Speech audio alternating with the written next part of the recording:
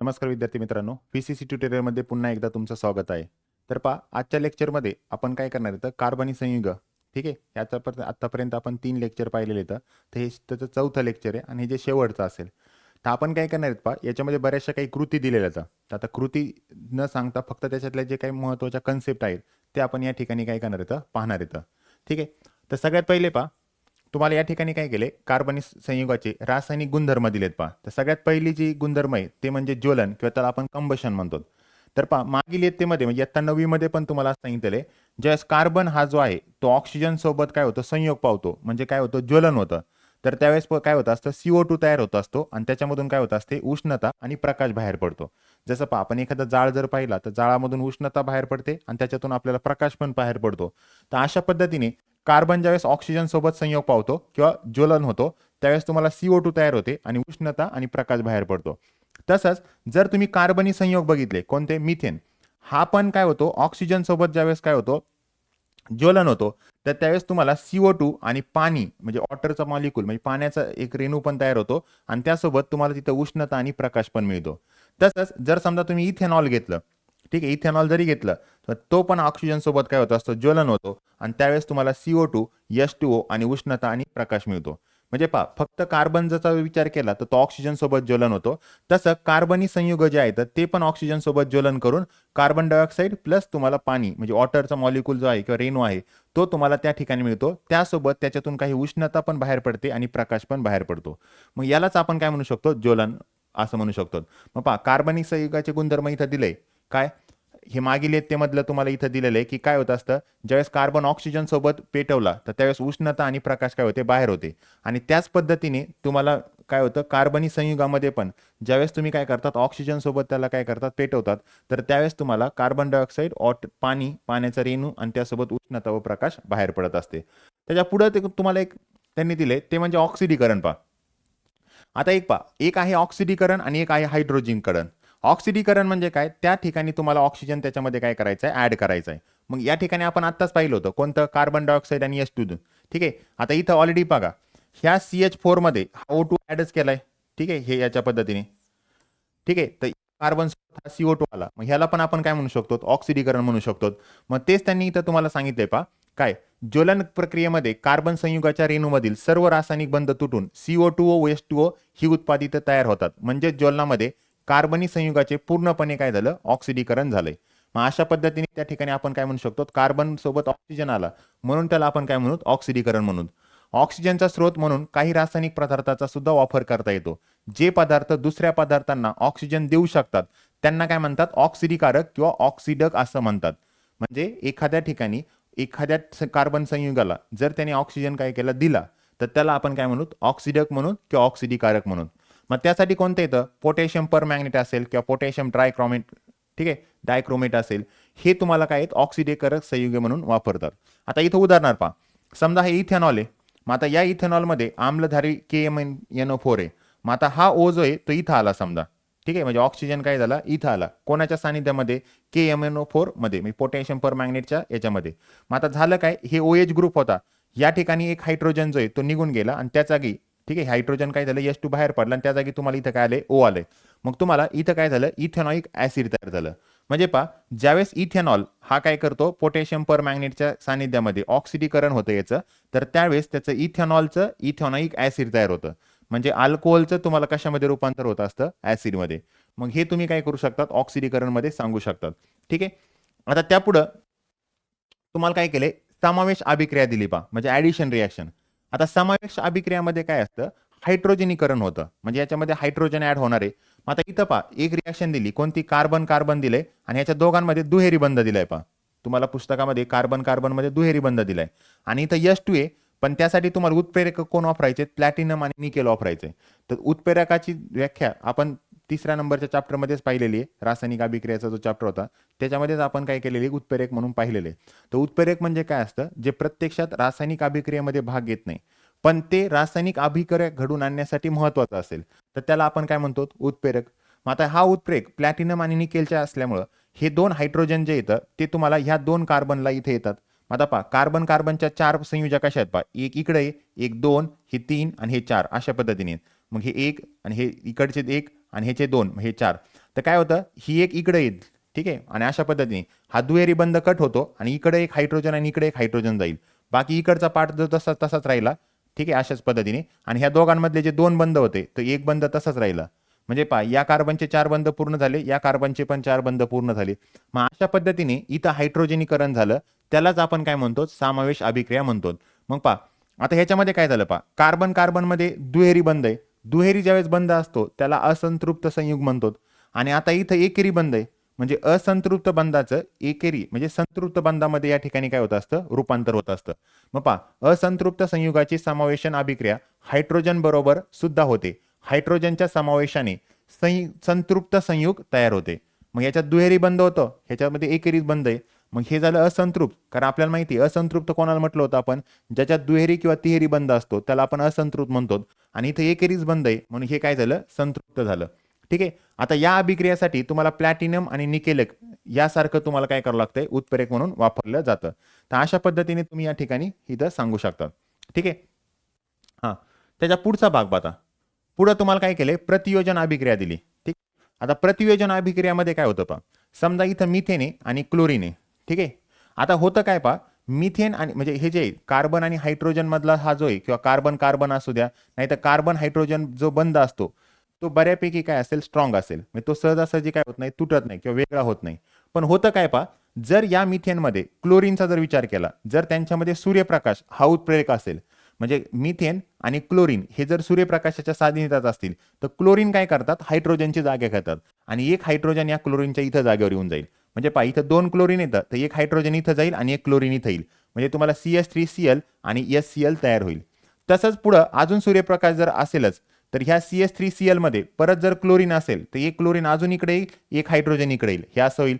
परत हे CH2Cl2 असेल, परत एक क्लोरीन इकडे येणार, CHCl3 HCl, आणि शेवटी अजून एक क्लोरीन इथे येईल आणि अशा पद्धतीने तुम्हाला CCl4 या पद्धतीने तयार होईल. ठीक आहे. अल्केनच्या उच्च समजक, ठीक आहे, समजाकापासून क्लोरीभवन अभिक्रियेत आणखी मोठ्या संख्येने उत्पादिका तयार होतात. म्हणजे असं काही नाही, एक उत्पादिका तयार झाले त्याच्यापासून दुसरं, दुसऱ्यापासून तिसरं, तिसऱ्यापासून चौथं, हे अशा पद्धतीने तुम्हाला उत्पादिका तयार होत राहतात. तर अशा प्रक्रियेलाच तुम्हाला काय म्हणतात, सबस्टिट्यूशन रिॲक्शन किंवा प्रतियोजन अभिक्रिया. सबस्टिट्यूट करणे म्हणजे काय, कार्बनच्या जागेवरती तुम्हाला क्लोरीन काय करायचं आहे, घेऊन जायचं आहे. तर त्याच ठिकाणी तुम्हाला, त्याच प्रक्रियेला तुम्हाला काय म्हणायचं आहे, प्रतियोजन अभिक्रिया. मग तुम्हाला इथे दिले पहा, सूर्यप्रकाशाच्या सानिध्यात संतृप्त हायड्रोकार्बनची क्लोरीन सोबत जलद अभिक्रिया होते. या अभिक्रियेत एक एक करून संतृप्त हायड्रोकार्बन मधील सर्व हायड्रोजनच्या अणूची जागा कोण घेतं, क्लोरीनचा अणू घेतात.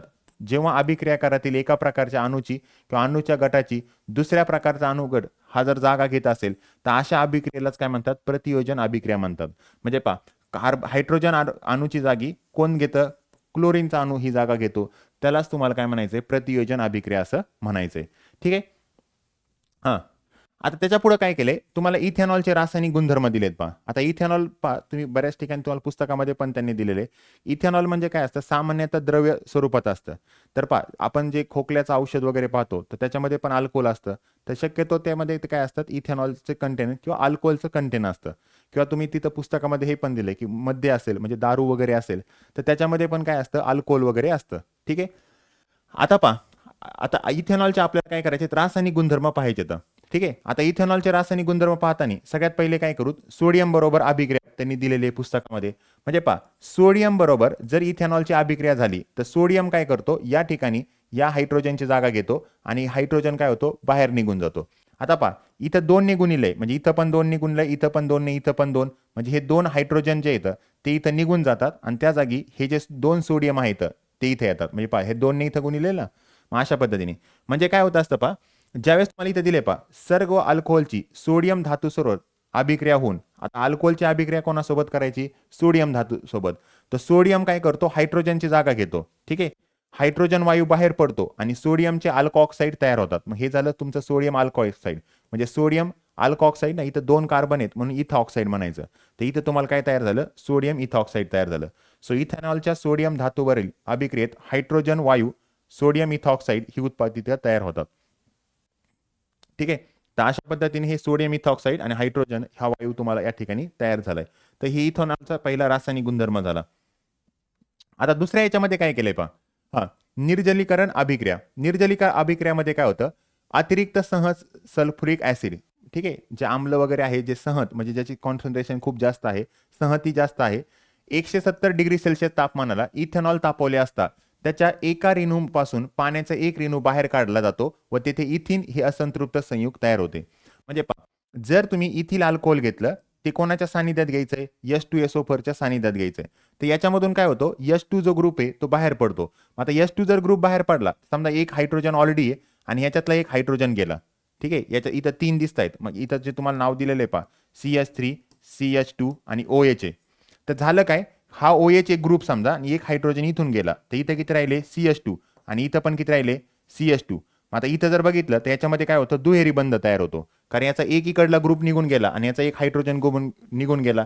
मग या ठिकाणी तुम्हाला थोडक्यात कार्बन कार्बन डबल बॉन्ड आणि इकडे 2 हायड्रोजन, हे 2 हायड्रोजन, हे एक हायड्रोजन, हा एक हायड्रोजन, मग ह्याचे हे 4 बंध, इकडच्या ह्याचे 4 बंध. तर अशा पद्धतीने तुम्हाला काय होतं, त्या ठिकाणी दुहेरी बंध असेल तर त्याला आपण इथिन म्हणतो, ANEच्या जागी ENE. सो इथिन, आणि तुम्हाला काय होतं, पाण्याचा रेणू बाहेर टाकला जातो. तर हे झालं निर्जलीकरण अभिक्रिया. त्याच्यानंतर पहा इथेनॉइक ऍसिडचे रासायनिक गुणधर्म. तर तुम्हाला इथं पण काय केलं, इथेनॉइक ऍसिड मध्ये पहा तुम्हाला फक्त रासायनिक गुणधर्मामध्ये काय रासायनिक ज्या अभिक्रिया दिल्या तेवढंच आपण पाहतोय. पहा समजा इथं आम्ल आहे, ठीक आहे, CH3COH, आणि इथं आम्लारी गट आहे NaOH, ठीक आहे, सोडियम हायड्रॉक्साईड आहे, आणि हे समजा इथेनॉइक ऍसिड आहे समजा, ठीक आहे. हां, यांची रासायनिक अभिक्रिया झाली तर इथं तुम्हाला काय झालंय पहा, इथं पण पाण्याचा रेणू काय होतो, वेगळा होतो. पाण्याचा रेणू पहा, हे Na इथं तुम्हाला काय होईल, जागा होईल, इथं OH आणि इथलचा H काय होतो, बाहेर निघून जातो, हे Na. आणि मग हे जे आहे हे क्षार तयार होईल आणि प्लस त्यासोबत काय होतं, पाणी तयार होतं. पहा आम्ल आणि आम्लारी म्हणजे NaOH जे असतं ते आम्लारी असतं आणि हे जे आहे ते आपल्याकडे काय आम्ल आहे. यांची रासायनिक अभिक्रिया झाल्यानंतर पण OH जो ग्रुप आहे तो आणि हा हायड्रोजन जो आहे तो निघून जातो आणि Na त्या हायड्रोजनच्या जागी काय करतो, तुम्हाला इथं होतं. मग पहा इथेनिक ऍसिडची, ही इथेनिक ऍसिड आहे, सोडियम हायड्रॉक्साईड, हे सोडियम हायड्रॉक्साईड या तीव्र आम्लाबरोबर उदासीकरण अभिक्रिया होऊन क्षार व पाणी तयार होतं. मग इथं तुम्हाला क्षार आणि पाणी काय होईल, तयार होईल. ठीक आहे. हां, त्याच्या पुढे जे तुम्हाला एक रासायनिक अभिक्रियामध्ये पहा, ठीक आहे, इथं पण एक तुम्हाला काय केलंय, हे इथेनिक ऍसिड दिलेले आणि Na2CO3 दिले पहा. ठीक आहे. मग इथं पण काय केलं, इथेनिक ऍसिडची, हे सोडियम कार्बोनेट आहे, ठीक आहे, हे सोडियम कार्बोनेट सोबत जर अभिक्रिया झाली तर Na परत इथं जागा घेतो आणि याच्यातून H2 आणि CO2 एक ग्रुप काय होऊन जातो, बाहेर होऊन जातो. ठीक आहे. तर अशा पद्धतीने इथं तुम्हाला काय होते, रासायनिक अभिक्रिया होते. त्यासोबत इथेनॉइक ऍसिड आहे, ठीक आहे, आणि तुम्हाला इथं सोडियम बायकार्बोनेट एक वापरले, हे सोडियम बायकार्बोनेट. इथं पण काय होतं, हा नायट्रोजन हायड्रोजनची जागा घेतो, याच्यामध्ये पण एक H2 चा जो रेणू आहे तो इथून काय होतो, बाहेर पडतो आणि एक CO2 ग्रुप पण काय होणार आहे, याच्यामधून बाहेर पडणार आहे. तर अशा पद्धतीने या ठिकाणी तुम्हाला काय केलेत, इथं रासायनिक अभिक्रिया दिलेल्या आहेत. ठीक आहे. आता पुढं पहा, पुढं इस्टरी भवन अभिक्रिया दिली तर याच्यामध्ये पण काय होतं, इथेनिक ऍसिड आहे आणि इथेनॉल आहे, ह्या दोघांच्या रासायनिक अभिक्रिया होऊन तुम्हाला काय होतं, इथिल इथेनॉइड तयार होतं आणि त्याच्यामधून काय होतं, एक वॉटरचा जो मॉलिक्यूल आहे तो काय होतो, बाहेर पडतो. म्हणजे समजा तुम्ही इथून एक OH ग्रुप काय करा, सेपरेट करा आणि इथलचा एक हायड्रोजन काय करा, वेगळा करून टाका आणि मग हा बाकीचा ग्रुप तुम्हाला काय होईल, याला जोडला जाईल. हे अशा पद्धतीने पहा, CH2CH3 हा ग्रुप या हायड्रोजनच्या जागी जोडला जातो आणि हे CH3 COO हा बाकीचा ग्रुप आणि हा वॉटर पाणी एवढा जो मॉलिक्यूल आहे ते काय होतात, हे वेगळे होतात. ठीक आहे. म्हणजे इस्टर आणि सोडियम हायड्रॉक्साईड आणि सोडियम कार्बॉक्सिलेट प्लस अल्कोहोल. तर अशा पद्धतीने पण तुम्हाला एक रासायनिक अभिक्रिया त्या ठिकाणी दिलेली आहे. म्हणजे पहा इस्टर ज्यावेळेस सोडियम हायड्रॉक्साईड सोबत, सोडियम हायड्रॉक्साईड तुम्हाला माहिती आहे NaOH, यासोबत ज्यावेळेस रिॲक्ट होतो तर त्यावेळेस तुम्हाला सोडियम कार्बॉक्सिलेट आणि काय होतं असतं, अल्कोहोल तुम्हाला काय होतं, सेपरेट होतं. तर अशा पद्धतीचे तुम्हाला काय केलेले येतात, रासायनिक अभिक्रिया दिलेल्या आहेत. तर तुम्ही सध्या फक्त काय करा, हे रासायनिक अभिक्रिया वगैरे जे कोणाची अभिक्रिया कोणासोबत तयार झाल्यानंतर तुम्हाला कोणता म्हणजे जो काय उत्पादित मिळतो ते तुम्ही या ठिकाणी लक्षात ठेवू शकता. आता त्यानंतर नेक्स्ट पाहता, हां, त्याच्यानंतर पहा तुम्हाला महारेणू वगैरे आणि बहुवारिके म्हणजे मॅक्रोमॉलिक्युल्स आणि पॉलिमर याच्याबद्दल थोडी माहिती दिलेली. पहा महारेणूमध्ये आपण पाहिलेले पहा जवळजवळ कार्बनची संयुगाची संख्या कितीपर्यंत आहे, 10 दशलक्ष एवढ्यापर्यंत कार्बनचे वेगवेगळे काय येतं, संयुग येतं. त्याच्यानंतर त्यांच्या रेणू वस्तुमानाचं जर बघितलं तर 10⁻1 ते 10⁻12 इतकी विशाल आहे. म्हणजे आपण जसं रेणू वस्तुमानांक जर बघितलं, ठीक आहे, हां, आपण जसं एक आता मिथेनचं रेणू वस्तुमानांक बघितलं तर कार्बनचं किती आहे, 12, हायड्रोजनचं किती आहे, 4. तर असे हे किती झाले, 12 आणि 4 16. ठीक आहे. तर अशा पद्धतीने वेगवेगळ्या जर रेणू वस्तुमानांकाची जर व्याप्ती बघितली ती 10⁻1 ते 10⁻12 इतकी मोठी आहे. आणि मोठे रेणू वस्तुमान असलेल्या रेणूमधील घटक अणूंची संख्या खूप मोठी असते. लक्षावधी अणूपासून बनलेल्या प्रचंड कार्बन रेणू हा महारेणू असतो. मग समजा आपण असं गृहीत धरा, हे कार्बन कार्बनचे आपण जे रेणू बनणार आहेत, ज्यावेळेस लक्षावधी म्हणजे लाखो कार्बन ॲटम ज्यावेळेस काय होतात एकत्र येतात आणि हे कार्बन मूलद्रव्य एकत्र येऊन काय करतात, एखादं संयुग तयार करतात, तर त्यालाच तुम्हाला काय म्हणायचंय, महारेणू असं म्हणायचंय. त्याच्यानंतर पहा पुढं तुम्हाला काय दिलेलं आहे त्यांनी, नैसर्गिक महारेणू. नैसर्गिक म्हणजे काय, जो निसर्गाने समजा तयार केलेला आहे, तर त्याला तुम्ही नैसर्गिक महारेणू म्हणा. महारेणू म्हणजे काय, लक्षावधी कार्बन कार्बन काय होतात, संयुग एकत्र येतात आणि त्याच्यापासून एक मोठा रेणू तयार झालाय समजा, तर त्याला आपण काय म्हटलंय, महारेणू. मग नैसर्गिक महारेणू कोण येतात, पॉलिसॅक्राइड असेल किंवा प्रोटीनमध्ये असेल, न्यूक्लिक ऍसिड असेल, तर हे सगळे तुम्हाला काय येतं, जे जीवसृष्टीच्या आधारस्तंभ आहेत किंवा स्टार्स असतील किंवा सेल्युलोज आहेत किंवा पॉलिसॅक्राइड संयुगापासून बनवले, अन्न वस्त्र निवारा हे ज्यापासून आपल्या प्रथिनं वगैरे असतात, तर त्याच्यामध्ये तुम्हाला या ठिकाणचे हे जे सेल्युलोज किंवा स्टार्च हे घटक असतात. ठीक आहे. तर थोडक्यात एक सांगायचंय पहा की नैसर्गिक महारेणू म्हणजे काय, लाखो जे कार्बनचे जे समजा काय येतं, छोटे छोटे जे रेणू येतात समजा, कार्बन वेगवेगळे काय असतात, लक्षावधी कार्बन संयुग एकत्र येऊन तुम्हाला एक संयुग तयार झाले, त्याला आपण काय म्हणतो, महारेणू म्हणतो. जे निसर्गामध्ये पहिलाच आहे त्याला नैसर्गिक महारेणू म्हणा, आणि जे मानव निर्मित आहे म्हणजे मानवाने जो बनवलेला आहे त्याला मग प्रथमतः रबर आणि रेशीम यांना पर्याय शोधण्याच्या हेतूने प्रयोगशाळेत महारेणूची निर्मिती करण्यात आली होती. ठीक आहे.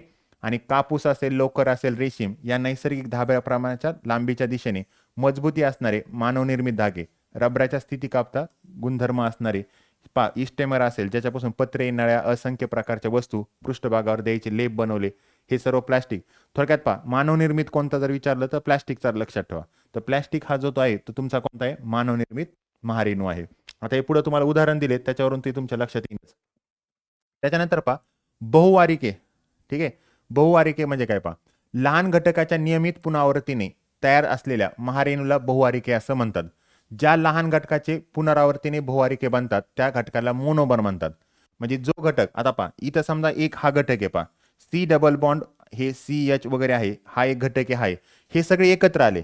आता एकत्र आल्यानंतर काय होईल, या कार्बन सोबत हा बंध करेल, हा याच्यासोबत करेल, त्यामुळे हा दुहेरी बंध निघून जाईल. मग अशा पद्धतीने तुम्हाला पॉलिइथिलीन होईल. आता पहा हे जे पॉलिइथिलीन आहे ते कोणत्या एका घटकापासून एकत्रितपणे आलेले, ह्या, मग त्याला तुम्ही काय म्हणाल, एक वारिक म्हणायचं. अशी ही एक वारिक समजा, ही एक वारिक, ही एकत्र आल्यानंतर तुम्हाला काय झालं, असं मोठं स्ट्रक्चर तयार झालं. मग त्याला तुम्हाला काय म्हणायचंय, बहुवार्किन म्हणायचंय. तर बहुवार्किन मध्ये काय असतं, ज्या अभिक्रियेने एक वारिक रेणूपासून बहुवारिक तयार होतात त्या अभिक्रियेलाच काय म्हणतात, बहुवार्किन असे म्हणतात किंवा त्यालाच आपण काय म्हणतो, पॉलिमरायझेशन असं म्हणतो. मग पहा ज्यावेळेस लहान लहान काय होत असतात, एक वारिक एकत्र येऊन मोठं समजा एक असं काय होतंय, संयुग तयार होतंय. ठीक आहे. आणि मग त्यालाच आपण काय म्हणू, बहुवार्किन असं म्हणू, त्यालाच काय म्हणतात, पॉलिमरायझेशन असं म्हणतात. त्याच्यानंतर पहा तुम्हाला पाठ्यपुस्तकामध्ये काही उदाहरणं दिलेत, फक्त त्याच्यात मी नावं लक्षात ठेवून कशासाठी उपयोग होतो पहा. पॉलिइथिलीन दिले, तर पॉलिइथिलीन जे आहे हे एक वारिक, हे म्हणजे हेच तुम्हाला काय होतं, ह्याच्या पुढं इथं N दिलंय ना, N म्हणजे काय, असे किती पण येतं, C हे H, हे इकडे H, त्यानंतर इथं C हे इकडे H, इकडे H, हे एक वारिक असे प्रत्येक वेळेस काय झाले तर रिपीट झाले. तर त्याचा उपयोग कुठे केला जातो, पिशव्या किंवा खेळाडूंचे जे कपडे वगैरे असतात त्याच्यासाठी याचा काय केला जातो, उपयोग केला जातो. पॉलिस्टायरीन आहे पहा, पॉलिस्टायरीनचं हे त्याचं काय समजा फॉर्म्युला आहे, पॉलिस्टायरीनचं हे स्ट्रक्चर आहे. आता हेच N वेळेस जर रिपीट झालं अशाच पद्धतीने इकडं हे कार्बन आणि अशा पद्धतीने स्ट्रक्चर झालं, तर त्याला थर्मोकॉलच्या वस्तूसाठी हे वापरलं जातं. पॉलिव्हिलेन किंवा तुम्ही PVC पाईप ऐकलं असेल पहा. ठीक आहे. तर याच्यामध्ये काय असतं, हा त्याचं काय एक वारिक सूत्र आहे आणि हे त्याचं बहुवारिक आहे. म्हणजे हे स्ट्रक्चर पहा, इथं तुम्हाला कार्बन हायड्रोजन क्लोरीन, एक हायड्रोजन कार्बन हायड्रोजन आहे ना, तर तसंच इथं पण परत कुठं असेल कार्बन हायड्रोजन वगैरे, हे जो ग्रुप आहे हाच रिपीट झाला असेल. याचा उपयोग PVCचे पाईप असेल किंवा पिशव्या असतील किंवा दरवाजातील पायपुसणी वगैरे असतील, हॉस्पिटलमधल्या रक्तपिशव्या असतील, तर त्याच्यासाठी तुम्हाला PVCचा वापर केला जातो. ठीक आहे. पॉलिव्हानाइल तुम्हाला क्लोराईड वगैरे. त्यानंतर ठीक आहे, पॉली ॲक्रिलो नायट्राईल वगैरे दिले पहा, तर हा त्याचं एक वारिक स्ट्रक्चर आहे आणि हे त्याचं बहुवारिक आहे. तर याचं गरम कपडे किंवा ब्लँकेटसाठी याचा उपयोग केला जातो. त्याच्यानंतर पुढे अजून एक दोन नावं दिलेत पहा, ती म्हणजे टॅफ्थॅलॉन. तर याच्यामध्ये तुम्हाला हा जो ग्रुप आहे एक वारिकचा तोच परत होतो, निर्लेप भांडी वगैरे, वेगवेगळे भांडी वगैरे बनवायचे असतील तर. त्यानंतर पॉलिप्रोपिलिन असेल तर हे त्याचं एक वारिक आहे आणि त्याचं बहुवारिक आहे. तर याचा उपयोग कशासाठी केला जातो, इंजेक्शनचे सिरीज किंवा टेबल वगैरे, खुर्च्या वगैरे बनवण्यासाठी. अशा पद्धतीने तुम्हाला हे या ठिकाणी त्याचे उपयोग दिलेत. आणि जे नैसर्गिक मध्ये महारेणू वगैरे आहेत तर त्याच्याबद्दल पण तुम्हाला इथं दिले पहा. पॉलिसेक्राइड आहे किंवा त्याचं ज्या एक वारिकापासून ते बनलेलं असतं ते ते कोणतं असतं? ग्लुकोज. म्हणजे पहा, ज्यावेळेस ग्लुकोज एकत्र येतं तर त्याच्यापासून जे बनतं त्याला काय म्हणतात? पॉलिसेक्राइड. आणि हे स्टार्क असेल किंवा वेगवेगळे कार्बोदके असतात, ठीक आहे. तर त्याच्यासाठी त्याच्यामध्ये हे काय करतात? आढळतात. आता ग्लुकोज एकत्र येऊन सेल्युलोज पण तयार होतं. मग हे कुठं आहे? लाकूड किंवा वनस्पतीच्या ज्या पेशी भित्तिका असतात त्याच्यामध्ये ते असतात. अल्फा अमिनो ऍसिड जर तुम्ही एकत्र आलं तर त्यापासून काय होतं? प्रोटीन होतं. आणि प्रोटीन कुठं असतात? स्नायू, केस, विकर, अंडे, त्वचा, ठीक आहे. त्याच्यामध्ये काय असतं? प्रथिनं असतात. त्यानंतर पहा, न्यूक्लिक ऍसिड असेल तर ते डीएनए मध्ये पाहायला मिळतो आपल्याला. मग प्राण्याची गुणसूत्रे म्हणजे माणसाची वगैरे असेल, माणसामध्ये पण तुम्हाला डीएनए वगैरे जे आहे गुणसूत्रामध्ये ते पाहायला मिळतो. न्यूक्लिओटाईड असेल तर आरएनए मध्ये पाहायला मिळतो, ज्याची वनस्पतीचे गुणसूत्र वगैरे असतात. आणि आयसोप्रोपिन वगैरे असेल तर हे कशामध्ये? रबरसाठी आहे. तर अशा पद्धतीने तुम्हाला काय थोडक्यात फक्त काय हे एक थेरी आहे. ज्यावेळेस तुम्ही भविष्यात 11वी-12वीला येतात त्यावेळेस हे पॉलिमर वगैरे जे आहे ते तुम्हाला सेपरेट एक वेगळे तुम्हाला काय करायचं? युनिटमध्ये त्याचा अभ्यास करायचा आहे, ठीक आहे. तर अशा पद्धतीने पहा, हा जो चॅप्टर आहे तुमचा कार्बनी संयुगे तो या ठिकाणी काय झालेला आहे? संपलेला आहे, ठीक आहे. तर नेक्स्ट लेक्चरमध्ये आपण काय काय करूया? पुढचा चॅप्टर पाहूया. Okay, thank you.